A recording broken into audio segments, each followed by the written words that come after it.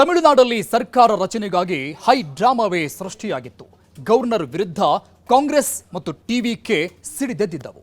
TVK ಕಾರ್ಯಕರ್ತರಂತೂ ಬೀದಿಗಿಳಿದು ಹೋರಾಟವನ್ನ ಮಾಡಿದ್ರು. ಆದರೆ ಇದೆಲ್ಲದರ ಮಧ್ಯದಲ್ಲಿ ಕ್ಲೈಮ್ಯಾಕ್ಸ್ನಲ್ಲಿ ವಿಜಯ್ ಗೆದ್ದು ಬೀಗಿದ್ದು ಹೇಗೆ, ಆ ಕಾರ್ಯತಂತ್ರಗಳು ಹೇಗಿತ್ತು ಗೊತ್ತಾ? ತೋರಿಸ್ತೀವಿ ನೋಡಿ. ನಮ್ಮ ಚಿನ್ನಂ ಉಂಗಲ್ ಚಿನ್ನಂ நம்மளுடைய வெற்றி சின்னம் விசில் ಕಪ್ಪು ಮುಖ್ಯಂಬಗಿಲೆ. ಈ ಬಾರಿ ವಿಜಯ್ ಸರ್ಕಾರ ಬರಲೇಬೇಕು. ವಿಜಯ್ ತಮಿಳುನಾಡನ್ನ ಆಳಲೇಬೇಕು. ತಮಿಳುನಾಡು ಸಿಎಂ ಕುರ್ಚಿ ಅಲ್ಲ, ವಿಜಯ್ ಕೂತ್ಕೊಳ್ಳೋದನ್ನ ಎಲ್ಲರೂ ನೋಡ್ಲೇಬೇಕು. ಇದು ಟಿವಿಕೆ ಕಾರ್ಯಕರ್ತರ ಆಸೆ. ತುಂಬಾ ವರ್ಷಗಳಿಂದ ಇದೇ ಆಸೆಯನ್ನ ಇಟ್ಕೊಂಡಿರೋ ವಿಜಯ್ ಫ್ಯಾನ್ಸ್ ಈಗ ಮತದಾನದ ವೇಳೆ ಒಂದು ಮಹಾಯುದ್ಧವನ್ನೇ ಮಾಡಿದ್ರು. ಮನೆ ಮನೆಗಳಿಗೆ ಹೋಗಿ ವಿಜಯ್ ಪರವಾಗಿ ಮತಯಾಚನೆ ಮಾಡಿದ್ರು. ವಿಜಯ್ ಪರವಾಗಿ ಮತಗಳು ಚಲಾವಣೆ ಆಗೋ ಹಾಗೆ ನೋಡಿಕೊಂಡ್ರು. ಈಗ ಎರಡನೇ ಯುದ್ಧವನ್ನ ವಿಜಯ್ ಫ್ಯಾನ್ಸ್ ಟಿವಿಕೆ ಕಾರ್ಯಕರ್ತರು ಮಾಡಿದ್ದಾರೆ. ವಿಜಯ್ ಸಿಎಂ ಆಗಲೇಬೇಕು ಅಂತ ಕನಸು ಕಂಡಿದ್ದ ಅವರು ತಮಿಳು ಲೋಕಭವನದ ಬಳಿ ಹೈಡ್ರಾಮಾ ನಡೆಸಿದ್ದಾರೆ, ಕೋಲಾಹಲ ಸೃಷ್ಟಿಸಿದ್ದಾರೆ.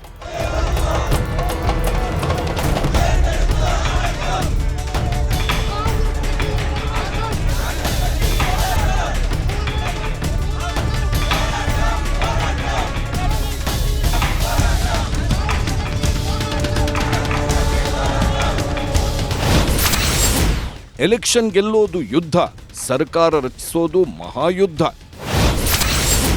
ಸಿಎಂ ಕುರ್ಚಿ ಮೇಲೆ ವಿಜಯ್ ಪ್ರತಿಷ್ಠಾಪನೆಗೆ ಟಿವಿಕೆ ಕದನ.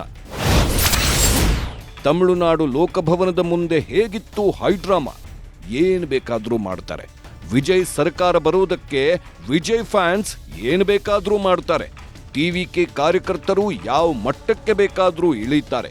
ಚುನಾವಣೆ ವೇಳೆ ಸೇನಾನಿಗಳಂತೆ ಕಾರ್ಯನಿರ್ವಹಿಸಿದ್ದ ಟಿವಿಕೆ ಕಾರ್ಯಕರ್ತರು ಈಗ ಮತ್ತೊಂದು ಸುತ್ತಿನ ಕದನ ನಡೆಸಿದ್ದಾರೆ. ಅದು ತಮಿಳುನಾಡಿನ ರಾಜ್ಯಪಾಲರ ಕಚೇರಿ ಲೋಕಭವನದ ಮುಂದೆ.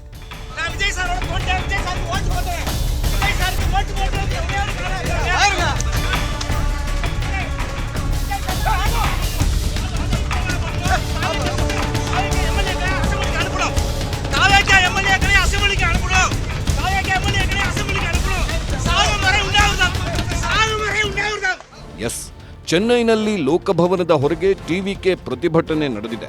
ರಾಜ್ಯಪಾಲರ ವಿರುದ್ಧ ಟಿವಿಕೆ ಕಾರ್ಯಕರ್ತರು ಕಿಡಿಕಾರಿದ್ದಾರೆ. ವಿಜಯ್ಗೆ ಸರ್ಕಾರ ರಚಿಸಲು ಅವಕಾಶ ಕೊಟ್ಟಿಲ್ಲ ಅಂತ ಆಕ್ರೋಶ ಹೊರಹಾಕಿದ್ದಾರೆ. ಚುನಾವಣೆಯಲ್ಲಿ ಗೆದ್ದ ಅತಿದೊಡ್ಡ ಪಕ್ಷಕ್ಕೆ ಯಾಕೆ ಸರ್ಕಾರ ರಚಿಸೋಕೆ ಅವಕಾಶ ಕೊಟ್ಟಿಲ್ಲ ಅಂತ ಪ್ರಶ್ನೆ ಮಾಡ್ತಾ ಇದ್ದಾರೆ. ಲೋಕಭವನದ ಮುಂದೆ ಗವರ್ನರ್ ವಿರುದ್ಧ ಕಿಡಿಕಿಡಿಯಾಗಿರೋ ಟಿವಿಕೆ ಕಾರ್ಯಕರ್ತರು ಕೋಲಾಹಲ ಸೃಷ್ಟಿಸಿದ್ದಾರೆ.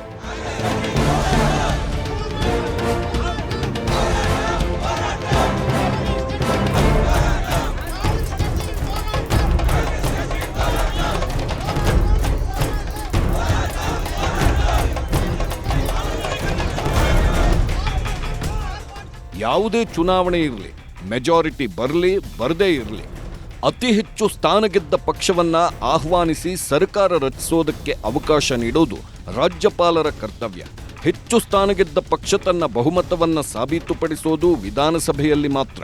ಅದನ್ನ ರಾಜ್ಯಪಾಲರ ಮುಂದೆಯೇ ಸಾಬೀತುಪಡಿಸಬೇಕೆಂಬ ಯಾವುದೇ ನಿಯಮವಿಲ್ಲ. ಸರ್ಕಾರ ರಚಿಸೋದಾಗಿ, ವಿಧಾನಸಭೆಯಲ್ಲಿ ಬಹುಮತ ಸಾಬೀತು ಮಾಡೋದಾಗಿ ವಿಜಯ್ ನೇತೃತ್ವದ ಟಿವಿಕೆ ಹೇಳಿದಾಗ ಅದಕ್ಕೆ ಅವಕಾಶ ಕೊಡಬೇಕಾಗಿರೋದು ರಾಜ್ಯಪಾಲರ ಕರ್ತವ್ಯ. ಆದರೆ ರಾಜ್ಯಪಾಲರಿಗೆ ಯಾವುದೋ ಸಿಟ್ಟಿರೋ ಹಾಗೆ ಕಾಣಿಸುತ್ತೆ. ವಿಜಯ್ ಸರ್ಕಾರಕ್ಕೆ ರಾಜ್ಯಪಾಲರು ಮೊದಲಿಂದಲೂ ಅಡ್ಡಿ ಮಾಡುತ್ತಾ ಇದ್ದಾರೆ. ಇದೇ ಕಾರಣಕ್ಕೆ ಟಿವಿಕೆ ಅಖಾಡಕ್ಕೆ ಇಳಿದಿದೆ. ರಾಜ್ಯಪಾಲರ ಕಚೇರಿ ಲೋಕಭವನದ ಮುಂದೆಯೇ ಪ್ರತಿಭಟನೆ ನಡೆದಿದೆ. ವಿಜಯ್ಗೆ ಸರ್ಕಾರ ರಚಿಸಲು ಆಹ್ವಾನ ಕೊಡಿ, ಟಿವಿಕೆ ಒತ್ತಡ. ತಮಿಳುನಾಡಿನಲ್ಲಿ ನಡೆದ ಈ ಚುನಾವಣೆ ದಾಖಲೆ ಮುರಿದಿದೆ. ಅಪರೂಪದಲ್ಲೇ ಅಪರೂಪ ಅನ್ನೋ ಹಾಗೆ ವಿಜಯ್ ನೇತೃತ್ವದ ಟಿವಿಕೆ ಹೆಚ್ಚು ಸ್ಥಾನ ಗಳಿಸಿದೆ.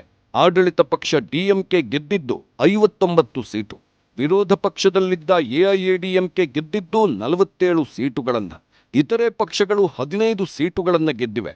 ಆದರೆ ವಿಜಯ್ ಅವರ ಟಿವಿಕೆ ಒಂದೇ ಪಕ್ಷ 108 ಸೀಟುಗಳನ್ನ ಗೆದ್ದು ಸರ್ಕಾರ ರಚಿಸಲು ಕಸರತ್ತು ನಡೆಸಿದೆ. ಕೆಲವೊಂದು ತಂತ್ರಗಳನ್ನ ಮಾಡಿ ಟಿವಿಕೆ ಅಧಿಕಾರಕ್ಕೆ ಬರೋಕೆ ಟ್ರೈ ಮಾಡಿದೆ. ಆದರೆ ಇದಕ್ಕೆ ಸ್ವಲ್ಪ ಮಟ್ಟಿಗೆ ಅಡ್ಡಿಯಾಗಿ ನಿಂತಿದ್ದು ರಾಜ್ಯಪಾಲ ರಾಜೇಂದ್ರ ವಿಶ್ವನಾಥ್ ಅರ್ಲೇಕರ್.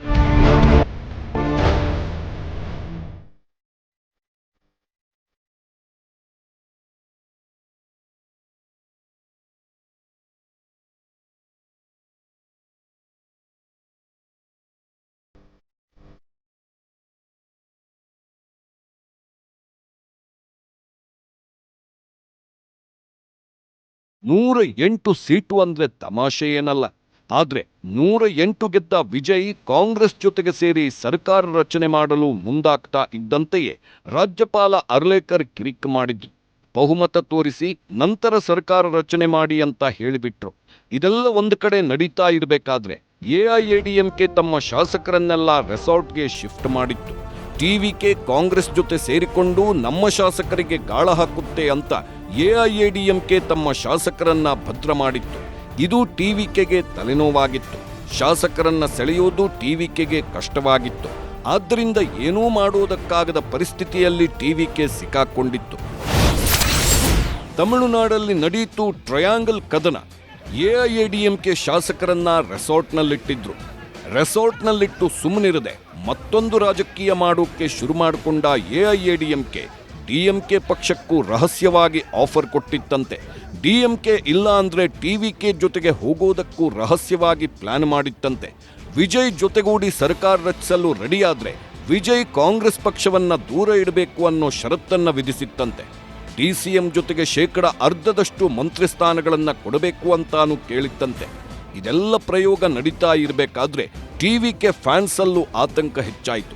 ಒಂದು ವೇಳೆ ಎಐಎಡಿಎಂಕೆ ಬೇರೊಂದು ಆಟ ಆಡಿದ್ರೆ ವಿಜಯ್ ಸಿಎಂ ಆಗೋ ಕನಸಿಗೆ ಎಳ್ಳು ನೀರು ಬಿಡೋ ಎಲ್ಲಾ ಲಕ್ಷಣಗಳಿದ್ವು. ಇದೇ ಕಾರಣಕ್ಕೆ ಟಿವಿಕೆ ಫ್ಯಾನ್ಸ್ ರೊಚ್ಚಿಗೆದ್ರು. ಏನೋ ಒಂದು ಆಗೋದಕ್ಕೂ ಮುನ್ನ ಟಿವಿಕೆಗೆ ಸರ್ಕಾರ ರಚಿಸೋಕೆ ಅವಕಾಶ ಕೊಡ್ಲಿ ಅಂತ ಅಖಾಡಕ್ಕಿಳಿದ್ರು.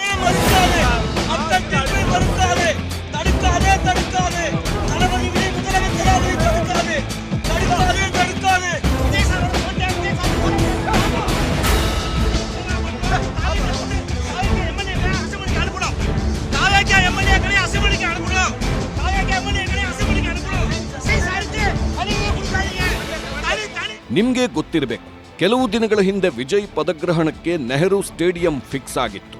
2-3 ದಿನಗಳಿಂದ ವಿಜಯ್ ಫ್ಯಾನ್ಸ್ ಅಲ್ಲಿಗೆ ಬಂದು ವಾಪಸ್ ಹೋಗೋದು ಕಾಮನ್ ಆಗೋಯ್ತು. ದಿನಾಲು ಪ್ರಮಾಣ ವಚನ ಸ್ವೀಕರಿಸಬಹುದು ಅಂತ ನೆಹರು ಕ್ರೀಡಾಂಗಣಕ್ಕೆ ಬರ್ತಿದ್ದ ಫ್ಯಾನ್ಸ್ ತಾಳ್ಮೆ ಕಳೆದುಕೊಂಡ್ರು. ಕೆಲವರು ರಾಜಭವನದ ಮುಂದೆ ಬಂದು ಪ್ರತಿಭಟನೆ ಮಾಡಿದ್ರು. ನೀವು ಈ ದೃಶ್ಯಗಳಲ್ಲಿ ನೋಡಬಹುದು. ಒಬ್ಬ ವ್ಯಕ್ತಿ ಟಿವಿಕೆ ಪಕ್ಷದ ಶಾಲನ್ನ ಹಾಕೊಂಡು ಕೈಯಲ್ಲೊಂದು ಭಿತ್ತಿಪತ್ರ ಹಿಡಿದು ಪ್ರತಿಭಟನೆ ನಡೆಸಿದ್ದಾನೆ. ವಿಜಯ್ ಅವರನ್ನ ಗವರ್ನರ್ ಸಿಎಂ ಆಗದಂತೆ ತಡೀತಾ ಇದ್ದಾರೆ. ವಿಜಯ್ ಅವರನ್ನ ಪ್ರಮಾಣ ವಚನ ತೆಗೆದುಕೊಳ್ಳಲು ಬಿಡಬೇಕು. ವಿಜಯ್ ಕೂಡಲೇ ಸಿಎಂ ಆಗಬೇಕು ಅಂತ ಪ್ರತಿಭಟನಾಕಾರರು ಆಕ್ರೋಶ ವ್ಯಕ್ತಪಡಿಸಿದ್ದಾರೆ. விஜய் சார உடனடியா பதவி பிரமாணம் பண்ணி அசெம்பிளிக்கு அனுப்பணும். கவர்னர் ரொம்ப அநியாயம் பண்றாங்க.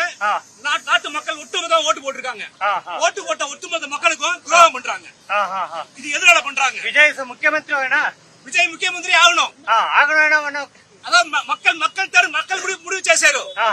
மக்கள் பிரம்மாண்டமா முடிவு చేశారు. மக்கள் விஜய் சாருக்காக ஓட்டு போட்டு 108 தொகுதியை கொடுத்திருக்காங்க. காங்கிரஸ் 5 தொகுதி கொடுத்துட்டாங்க. 113 தொகுதி இப்ப இருக்கு. இன்னும் 5 தொகுதி தான் வேணும். ஆனா இவங்க பதவி பண்ண மாட்டாங்க. ஏன் பண்ண மாட்டாங்க? ಲೋಕಭವನದ ಮುಂದೆ ಶಂಖ ಊದಲು ಯತ್ನಿಸಿದ ವಿಜಯ್ ಫ್ಯಾನ್ಸ್ ಟಿವಿಕೆ ಕಾರ್ಯಕರ್ತರ ಆಕ್ರೋಶ ದಿನೇ ದಿನೇ ಜಾಸ್ತಿ ಆಗ್ತಿದೆ. ಗುರುವಾರ ನೆಹರು ಕ್ರೀಡಾಂಗಣದ ಬಳಿ ಬಂದಿದ್ದ ಕೆಲವು ಅಭಿಮಾನಿಗಳು ಕಣ್ಣೀರು ಹಾಕಿ ವಾಪಸ್ ತೆರಳಿದ್ದಾರೆ. ಒಬ್ಬ ವ್ಯಕ್ತಿ ಲೋಕಭವನದ ಮುಂದೆ ಪ್ರತಿಭಟನೆಗೆ ಕೂತಿದ್ದು, ಆ ವ್ಯಕ್ತಿಯಲ್ಲಿ ಕೂರ್ತಾ ಇದ್ದಂತೆ ಪೊಲೀಸರು ಆತನನ್ನ ಹೊತ್ತೊಯ್ದು ಆಟೋ ಹತ್ತಿಸಿದ್ದಾರೆ. ಒಬ್ಬ ವ್ಯಕ್ತಿ ಆಟೋ ಹತ್ತಾ ಇದ್ದಂತೆ ಮತ್ತೊಬ್ಬ ವಿಜಯ್ ಅಭಿಮಾನಿ ಅಲ್ಲಿಗೆ ಎಂಟ್ರಿ ಕೊಟ್ಟು ಅವನೂ ಹೈಡ್ರಾಮಾ ಮಾಡಿದ್ದ. ಕೈಯಲ್ಲಿ ಶಂಖವನ್ನ ಹಿಡಿದು ಅದನ್ನ ಊದಲು ಮುಂದಾಗಿದ್ದ. ಆದ್ರೆ ಅಷ್ಟರಲ್ಲೇ ಪೊಲೀಸರು ಆತನನ್ನೂ ತಡೆದು ಆಟೋದಲ್ಲಿ ಕೂರಿಸಿದ್ದಾರೆ. ಆದ್ರೆ ಎಷ್ಟು ತಡೆದರೂ ಆತ ಶಂಖ ಊದಲು ಯತ್ನಿಸಿದ್ದಾನೆ.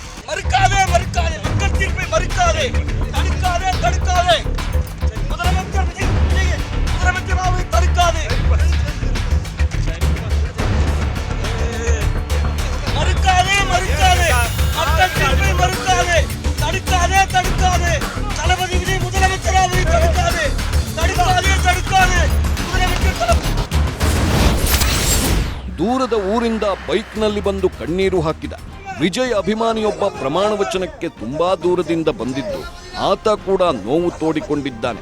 ನೀವು ಈ ದೃಶ್ಯಗಳಲ್ಲಿ ನೋಡಬಹುದು. ಬೈಕ್ ಮುಂದೆ ನಿಂತಿರೋ ಆ ಅಭಿಮಾನಿ ಮುಖ್ಯಮಂತ್ರಿ ವಿಜಯ್ ನಮ್ಮ ದಳಪತಿ ವಿಜಯ್ ಅಂತ ತುಂಬಾ ನೋವಿನಿಂದ ಆಕ್ರೋಶದಿಂದ ಮಾತಾಡಿದ್ದಾನೆ. ಬೈಕ್ ಮೇಲೆ ತಲೆ ಇಟ್ಟು ಕಣ್ಣೀರು ಹಾಕಿದ್ದಾನೆ. ಒಟ್ಟಾರೆಯಾಗಿ ಹೇಳಬೇಕು ಅಂದ್ರೆ ಬಹುತೇಕ ವಿಜಯ್ ಅಭಿಮಾನಿಗಳಲ್ಲಿ ನಿರಾಸೆ ಮಡುಗಟ್ಟಿತ್ತು. ಟಿವಿಕೆ ಕಾರ್ಯಕರ್ತರು ತಮ್ಮ ಲೀಡರ್ ಸಿಎಂ ಕುರ್ಚಿಯಲ್ಲಿ ಕೂತ್ಕೋಬೇಕು ಅಂತ ಹೋರಾಟ ನಡೆಸಿದ್ದಾರೆ. ವಿಜಯ್ ಕೂಡ ತಮ್ಮದೇ ಪ್ರಯತ್ನ ಮಾಡಿದ್ದಾರೆ. ರಾಜ್ಯಪಾಲರನ್ನ 3ನೇ ಬಾರಿ ಭೇಟಿ ಮಾಡಿದ ವಿಜಯ್ ಟಿವಿಕೆ ಕಾಂಗ್ರೆಸ್ ಎಡಪಕ್ಷಗಳ ಶಾಸಕರ ಬೆಂಬಲವಿರೋ ಪತ್ರವನ್ನ ಗವರ್ನರ್ಗೆ ನೀಡಿ ವಿವರಣೆ ನೀಡಿದ್ದಾರೆ. 118ಕ್ಕಿಂತ ಹೆಚ್ಚು ಶಾಸಕರ ಬಹುಮತ ಇದೆ ಎಂದು ತೋರಿಸಿದ Vijay TVK, Congress, CPI, CPIM, VCK, IUML ಸೇರಿ 120ಕ್ಕೂ ಹೆಚ್ಚು ಶಾಸಕರ ಸಹಿ ಇರೋ ಪತ್ರವನ್ನ ತೋರಿಸಿದ್ದಾರೆ. ಈ ಮೂಲಕ ವಿಜಯ್ ಸರ್ಕಾರ ರಚನೆ ಸುಲಭವಾಗಿದೆ. ಶನಿವಾರವೇ ಪದಗ್ರಹಣ ನಡೆಯಲಿದೆ.